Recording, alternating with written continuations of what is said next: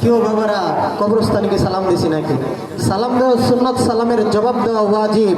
ওয়াজিব তরফ করলে কবিরা গুনাহ, ঠিক না বেঠে? আমি আবারও সালাম দিচ্ছি, আসসালামু আলাইকুম ওয়া রাহমাতুল্লাহি ওয়া বারাকাতুহু। কোরআনে এলো নবীজির শান, মুনাফিক দেখে না, ঈমানদার দেওয়ানা যেতে চাই মদিনা। আমরা মদিনায় যাইতে চাই কি চাই না? কোনটা হাত তুলে বলেন, মদিনায় যেতে চাই কি চাই না? বলেন ঈমানদার দেওয়ানা যেতে চাই মদিনা। রোজা জিয়ারত করতে যে যাইবে মদিনা, শাফাআত করবেন দয়াল নবী, হাদিসে ঘোষণা না বেঠে নবী নাম দিয়া বলে উম্মত ও উম্মত মান যারা কবরি ওয়াজাবাত লাহু শাফাআতি। জোরে জোরে বলুন না সুবহানাল্লাহ।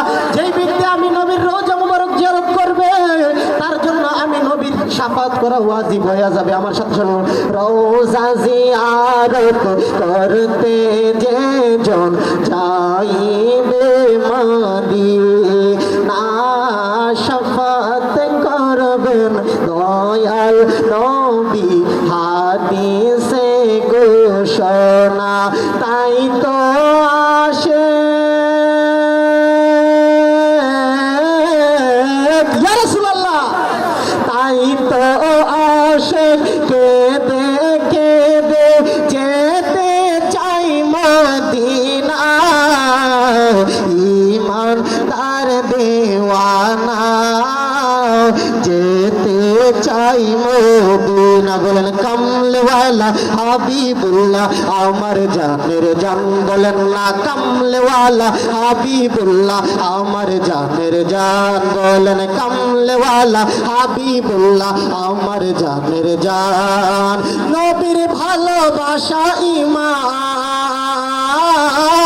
নবীর ভালোবাসা ঈমান বুখারী প্রমাণ। কামলেওয়ালা হাবিবুল্লাহ আমার জানের জান, বলেন না কামলেওয়ালা হাবিবুল্লাহ আমার জানের। নবী ঈসা পয়গম্বর আল্লাহর কাছে গোয়েবদার, শ্রেষ্ঠ নবীর উম্মত বানাও। সুবহানাল্লাহ কইতেন না?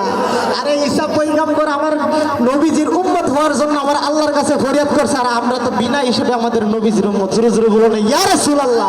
নবী ঈসা পয়গম্বর আল্লাহর কাছে গোয়েবদার, শ্রেষ্ঠ নবীর উম্মত বানাও,